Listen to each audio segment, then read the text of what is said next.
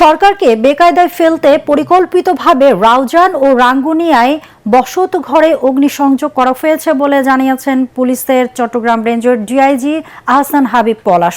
চট্টগ্রাম জেলা পুলিশ কার্যালয়ে আয়োজিত সংবাদ সম্মেলনে তিনি এই ঘটনায় 7 জনকে গ্রেফতার করার কথা জানিয়ে বলেন, এই অগ্নিসংযোগ কোনো বিচ্ছিন্ন ঘটনা নয়, এটি একটি সুপরিকল্পিত ষড়যন্ত্র।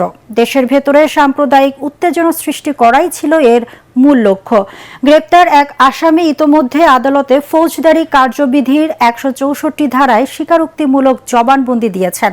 গত বছরের ডিসেম্বরে গভীর রাতে রাউজান ও রাঙ্গুনিয়ার কয়েকটি হিন্দু ও বৌদ্ধ পরিবারের বাড়িতে আগুন দেওয়া হয়।